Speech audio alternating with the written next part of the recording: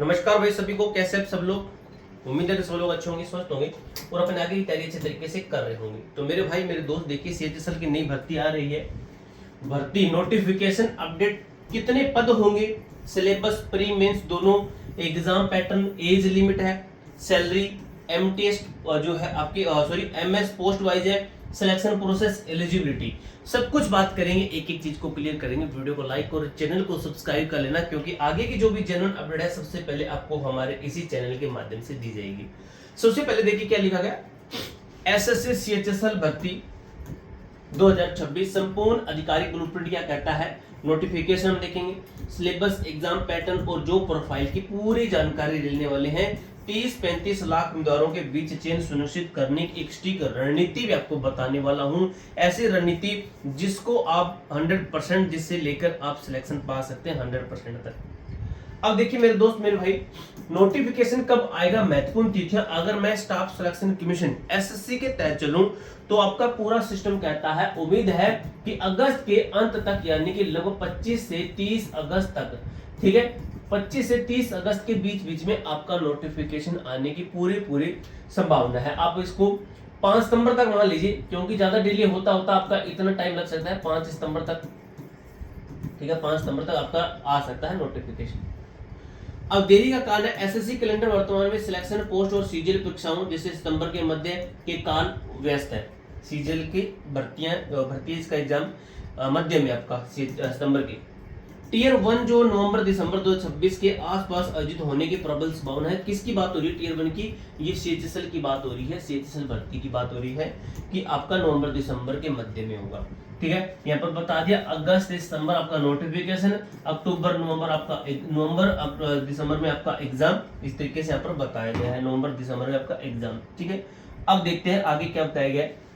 तो vacancy trend और कड़ा मुकाबला, अगर मैं ट्रेंड के अकॉर्डिंग देखूं तो देखिए सबसे पहले हम चलते हैं 2022 की तरफ, जब हमारे 3242 पद थे। उसके बाद हमने देखा 2023 के अंदर 1600 टोटल पद थे, भरी गई थी, इनमें से 1211 पोस्टें भरी गई थी।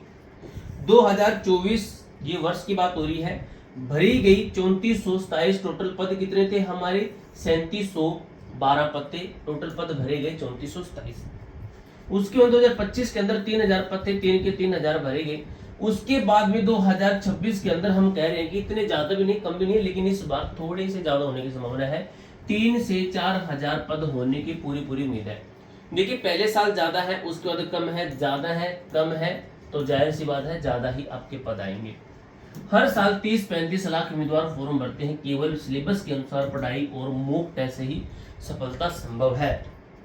अब हम देखते हैं, तो देखिए शैक्षणिक योग्यता कौन कर सकता है आवेदन, कौन फॉर्म भर सकता है, फॉर्म कौन भर सकता है। तो देखिए सामान्य पद एलडीसी जैसे पीए, न्यूनतम योग्यता 12वीं पास वाले बच्चे, किसी भी मान्यता प्राप्त बोर्ड से किसी भी स्ट्रीम, आर्ट, कॉमर्स, साइंस में उत्तीर्ण बच्चे। विशेष नियम डीईओ कहता है, विशेष नियम इसके अंदर कहता है, data entry operator, DEO data entry operator बात हो रही है। इस पद के लिए 12वीं में विज्ञान यानी कि साइंस और मैथ होना, विषय का होना अनिवार्य है, जरूरी है। 12वीं में साइंस और मैथ डाटा एंट्री के लिए ये जो पद है, इनके लिए आपकी 12वीं पास है किसी मान्यता प्राप्त बोर्ड से, आपने किसी भी स्ट्रीम से कर रखा, कितने मर्जी परसेंटेज से आप पास होने चाहिए, बस ये इसके अंदर बताया गया। उसके बाद हम देख रहे हैं कि आयु सीमा और कट ऑफ डेट का संभावित विवाद कि हमारे एज लिमिट क्या होगी, हमें छूट कितनी मिलेगी। तो देखिए मेरे दोस्त, नॉर्मल नोटिफिकेशन और डिले नोटिफिकेशन अगर बाद में आता है, अगर पहले आता है, ठीक है, तो देखिए सामान्य आयु सीमा होती है आपकी 18 से 27 वर्ष होती है, जिसके अंदर हम एज रिलैक्सेशन भी कहते हैं। ओबीसी को हम कहते हैं 3 वर्ष का दिया जाता है, एंड एससी और एसटी को दिया जाता है आपका 5 वर्ष का एज रिलैक्सेशन, अलग से छूट दी जाती है, ठीक है, अलग से छूट दी जाती है आपकी। अब उसके बाद देखिए आयु की गणना, नोटिफिकेशन अगस्त में आने के कारण आयु की गणना 1 जनवरी 2027 से की जाए, अगर अगस्त के अंदर आता है तो। इस देरी के कारण कई छात्र केवल कुछ महीने के अंतर और अवरोध होकर परीक्षा से बाहर हो सकते हैं, ठीक है। अगर बाद में आता है तो ये 1 अगस्त को काउंट करेंगे, एज आपकी 1 अगस्त से काउंट होगी, तो ये इसके अंदर बताया गया है मेरे दोस्त, मेरे भाई। अब देखते हैं हम टीयर 1 परीक्षा पैटर्न द क्वालिफायर, ये पास करना है, ठीक है। तो देखिए केवल क्वालिफाइंग, इसके अंक फाइनल मेरिट में नहीं जुड़ेंगे, सिर्फ पास करना जरूरी होता है, सिर्फ पास ही करना हमें, और कुछ ज्यादा इसका मैटर नहीं है। 100% आएंगे, 200 अंक का पेपर रहेगा, 60 मिनट यानी कि 1 घंटे का समय दिया जाएगा। इस 1 घंटे के अंदर हमें रीजनिंग के सवाल देखने को मिलेंगे, हमें मैथ के सवाल देखने को मिलेंगे, हमें जीके के सवाल देखने को मिलेंगे, कितने आएंगे वो देख लेंगे, देखिए, और हमें इंग्लिश के सवाल देखने को मिलेंगे, ठीक है। कितने 1 2 3 4, या तो ये हो सकता है कि ये आपका एक एक क्वेश्चन 2-2 मार्क्स का, और सभी के आपके 25-25 क्वेश्चन ये होंगे, ठीक है। नेगेटिव बाकी आप देख लेना भाई, ये मैंने अपनी तरफ से बताया, क्योंकि ये क्वालिफाइंग है, इसको ज्यादा हम सीरियस नहीं ले रहे हैं। नेगेटिव मार्किंग रहती है 0.50 की 200 में से, अगर 100 की तरफ चलो तो 1/4 की, अगर 200 से चलो तो 1/8 की, ये नेगेटिव मार्किंग आपकी। अब टीयर 2 परीक्षा पैटर्न फाइनल मेरिट आधार, इसी के आधार पर आपका फाइनल सिलेक्शन होता है। ये आ गया भाई। रीजनिंग के 30% सेशन 1 होता है, इसके अंदर 2 सेशन चलते हैं, इसके अंदर मैथ के 30% आते हैं, रीजनिंग के 30% आते हैं, कुल अंक 60%। और दूसरा सेशन चलता है उसी टाइम पे आपका अंग्रेजी के 40%, सामान्य जीके के 20%, 60% यहाँ पर हमें देखने को मिलते हैं। टोटल हमारे 120 प्रश्न आते हैं। नेगेटिव मार्किंग प्रत्येक प्रश्न 3 अंक, कुल 360, ठीक है, सॉरी मार्किंग, यानी कि प्रत्येक अंक 3 मार्क्स का है, प्रत्येक क्वेश्चन 3 मार्क्स का है, टोटल 360 नंबर का पेपर होता है। नोट में क्या है, फाइनल मेरिट केवल इन्हीं 360 अंकों के आधार पर बनती है, इसी के अंदर हमें 100% देना होता है, यही हमें सिलेक्शन देता है 100%। अनिवार्य क्वालिफाइंग चरण, इन्हें हल्के में नहीं लेना है। तो देखिए कंप्यूटर नॉलेज मॉड्यूल CKM, समय 15 मिनट के अंदर सीजीएल में कई टॉपर अच्छे अंक लाकर भी कंप्यूटर फेल हो गए, इसकी तैयारी अभी से शुरू करनी होगी मेरे दोस्त। स्किल टेस्ट और टाइपिंग की मैं बात करूं तो DO स्किल टेस्ट, अन्य पद जैसे टाइपिंग टेस्ट, यह चरण क्वालिफाइंग है, लेकिन फाइनल सिलेक्शन और डॉक्यूमेंट वेरिफिकेशन DV तक पहुंचने के लिए इसे पास करना भी अनिवार्य है, ठीक है। जैसे आपका अलग अलग पोस्ट के अंदर होता है, किसी पोस्ट के अंदर क्या मांग रहे, किसी के अंदर क्या मांग रहे। अब देखिए जो प्रोफाइल मैट्रिक्स आपके लिए क्या सही है।